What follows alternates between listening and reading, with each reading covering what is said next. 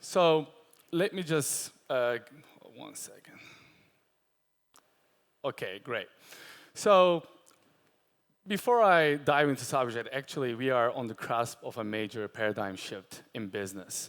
So Henry Ford, the American inventor and entrepreneur who is credited with bringing automobile to the masses, he basically, before Model T, the best option was the horseback.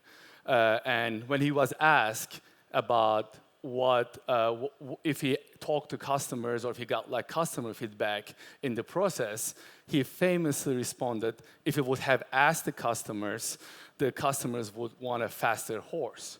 So Model T wasn't a faster horse. It was a paradigm change. It was a new technology, new tool, not only revolutionized the transportation industry, but very adjacent industries at the same time. So today, AI has been around since 1950s when Alan Turing, the computer scientist, coined the term first. But we all start talking about, the public start talking about AI mostly since last November when OpenAI launched ChatGPT and masses realized the power of what AI can bring. Because in the past, AI was more automation, the automating repetitive, mundane tasks. But ChatGPT brought a new perspective to all of us that not only repetitive jobs were under risk, but also knowledge work was under risk because ChatGPT could come up with a very creative solution to your problem or proposal to potential bid or even some branding ideas. So what does it mean for travel and hospitality industry? Let's start with the sector, then go macro, and then come back to micro. So what travelers want and what is the opportunity here the AI or generative AI imposes. I think according to IATA data, I think Global Passenger Survey in 2022, the passengers would prefer convenience and simplicity over price and privacy. So this is called the Amazon effect in technology because if you, so this is a very used term, so actually user experience and simplicity is why many people use Amazon because even though sometimes you pay a little bit premium, it's much easier to order. You don't have to put your credit card information, you don't need to put your address, everything is already there, and they have your data, they have your preference, and you get the information, you get the product. So actually now we are kind of facing the Amazon effect on many other areas, and we're going to be seeing that much more going forward. And tech acceleration. Actually, my team thought that I misspelled here, and they fixed it. So we can celebrate tech. I love celebrations, but it was supposed to be tech acceleration. So what does it mean? Technology improves much faster. So it's very difficult for us to understand the potential impacts of any new technology that's coming up. So there's a pressure on firms to do more with less.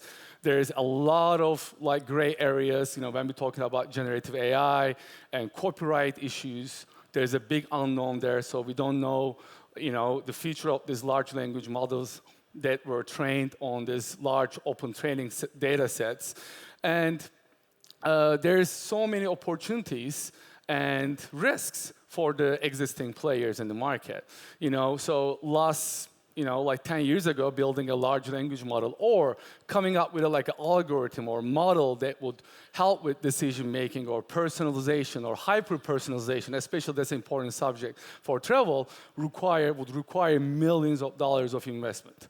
Now there are hundreds of large language models. We know about GPT-3, we know about Llama, Bard, but there are hundreds of them on the Hugging Bear, the AI platform, that you can get one. And if you're a visionary startup founder, you can come up with your own Expedia version almost within weeks. So again, this is another paradigm shift for the travel industry, especially when these large language models becomes very easy to implement and use and utilize for your business idea. We talk about the AI revolution. I mentioned that earlier, but I think we should talk more in detail about generative AI. So what is generative AI? Basically, generative AI is an AI creates content. It could be multimodal, right? It could be text, that you can use ChatGPT to create content, text, proposal, branding ideas, as I mentioned, even novel, an essay, and DALL-E can provide some visuals. But generative AI is basically threatening many jobs in the knowledge economy, and it's only a matter of time those technologies will improve and will also use real-time information. So that's why the generative AI is a major milestone in adopting AI in our regular industries. And that's why we have to talk more about the enterprises and generative AI implementation. There's a very interesting story, a survey that done by AI Infrastructure Alliance, and they interviewed about 1,000 executives and those companies within the companies that make more than $1 billion revenue a year. And they ask about what is your LLM adoption strategy. Again, large language models is large models that you can train with your own corporate data, with your own training sets. And only like a small part of the 25% of them didn't prioritize to assign some serious budget in 2023. Just an example, like PwC dedicated about $1 billion, is one of the large, big four knowledge economy players. Same with McKinsey, implemented his own AI platform called Lily recently. So we are seeing many enterprises start looking at ways they can utilize their own AI models. And how they can do that, the most important thing is their corporate data. So what do they have? So even though I mentioned about earlier, there could be a lot of Expedia competitors coming up, Expedia still has a huge advantage, right? Because they know almost everyone has some sort of an account at Expedia. They know what flights you had, what kind of hotels you prefer. So that data is still valuable. So companies that using their existing data set and train their own fine-tuned large language models will definitely have a huge advantage. And what does it mean for you as an individual, for you as a company, and even for countries? So even AI optimists believe that. I think many of them coming up with solutions that AI only, AI first, etc. Still, we have a long way to go there. So we still need human in the loop. Why? Because human does many things better than the machine. So machine does computing, big data analytics, and many other tasks much better, but still AI is very far away from AGI, artificial general intelligence, that would be able to mimic human judgment and analysis capabilities. You may remember this visual from Greek mythology. Is basically torso of a horse and body of the human. I think it represents the best of the human, the heart and mind, and the power of horse. I think we need something like that for machine plus human. So humans should augment themselves with AI powers, and AI should augment itself with human judgment and cognitive skills. So that would create the best and the most effective solution in the market. And it could be, again, you can adopt the same strategy for yourself, because AI won't replace humans. AI will replace humans who don't know how to use AI and technology. So if you learn how to use these technologies, you will be definitely better positioned as an executive next 20 years, or as a small startup or large enterprise, or in company in any other field.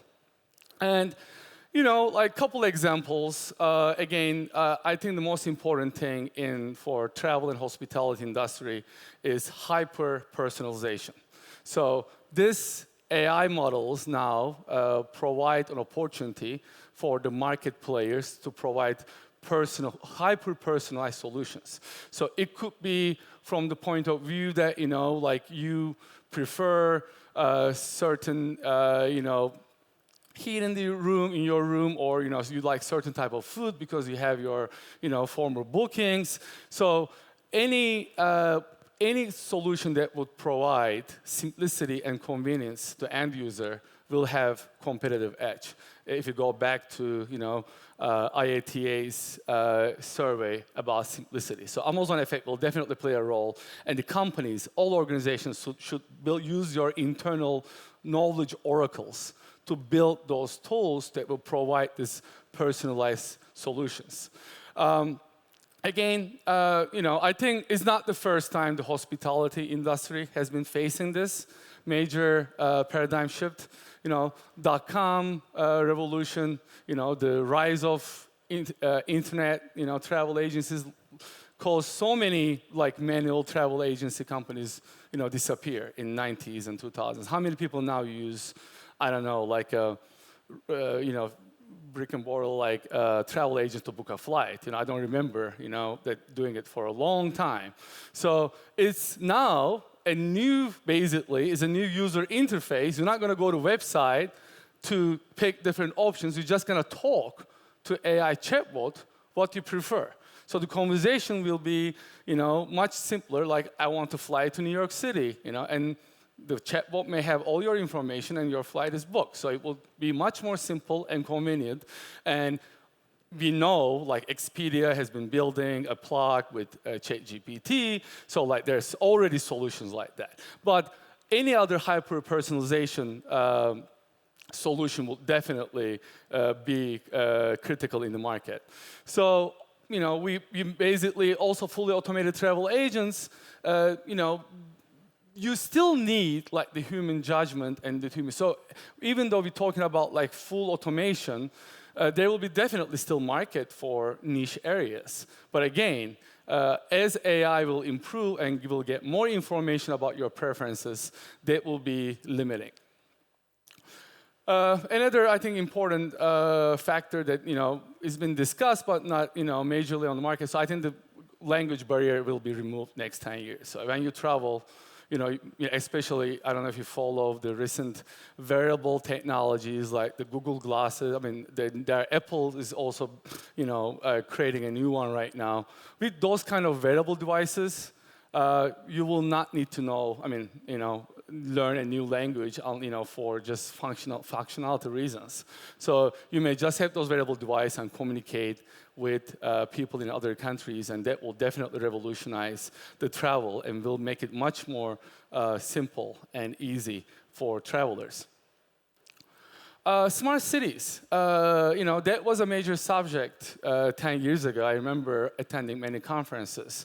And, in earlier versions of smart cities, it was an interesting concept, but it was not easy, to build really useful use cases or interesting use cases. Now, AI will be able to tie all the data together on a real-time basis and will host personalization tools. That will be an interesting area to watch. Again, this is getting much more interesting to monitor, and it could be also used to reduce friction for travelers in smart cities and bridging competing smart networks. And this is true for any emerging market. So I talked to different group from Latin America recently in Washington, D.C. This is kind of leveling the ground for competition now. As I mentioned earlier, if you want to set up a travel startup 10 years ago, using AI and data analytics, that would require massive financial investment. Now you can just get an open source model from Meta, it's called Llama, or there are hundreds of them, and marry that with some proprietary data set you have, or you collected, or you acquired, and you can build a solution within weeks. So this is very interesting because that gives a kind of a competition chance to companies. AI is definitely providing nations and companies with young and innovative populations to be much more competitive and kind of catch up in the race of technology. Because as we all know, technology is all about power. It's the same from gunpowder and gun technology. That's why we're seeing a lot of geopolitical race about AI too, and AI regulation, AI innovation. So I think we're getting to a very interesting time frame, whereas we will be seeing a lot of new players in the global economy that using AI to catch up with those areas. And again, I already mentioned that, but the important thing is the feature of any industry is not just human, not just AI, not just human, is combination of two.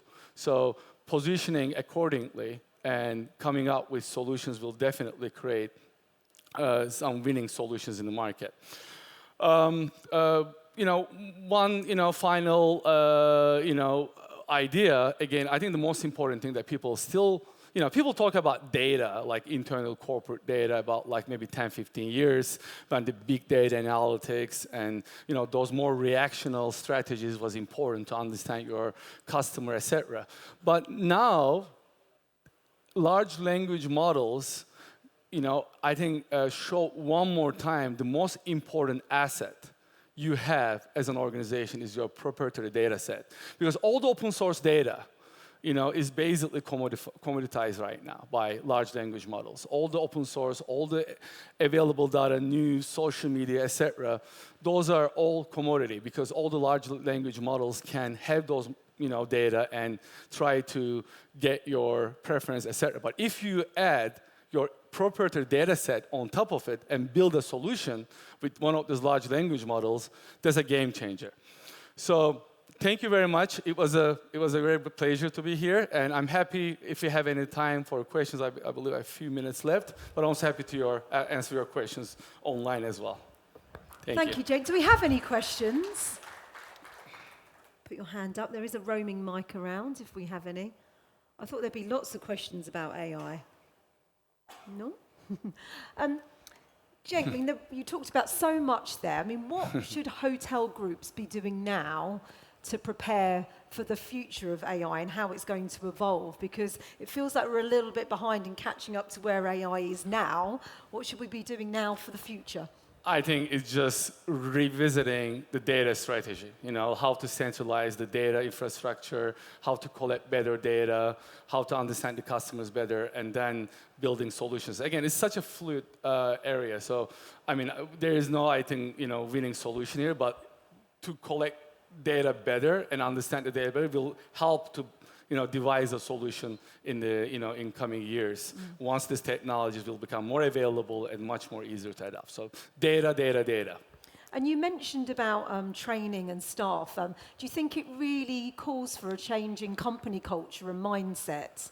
It does, because according to McKinsey research, it's about 25% saving on time and resources. If it doesn't mean that you have to write your proposal on ChatGPT and just submit it, but if you do the first cut of your proposal in ChatGPT and then work on it yourself with your own judgment and editing, you will save a lot of time. It's just an example. I think majority of American knowledge workers at least try those applications, but those applications are gonna get better. There will be, we as a company working on a ChatGPT version for business intelligence. There will be ChatGPT for travel. There will be ChatGPT for healthcare, legal. So there will domain-specific tools. I think if you get acquainted with these areas and understand how to use these technologies, you will be basically making the best investment on yourself for the next 25, 30 years. Brilliant. Thank you so much. Please give Cenk a round of applause. Thank you.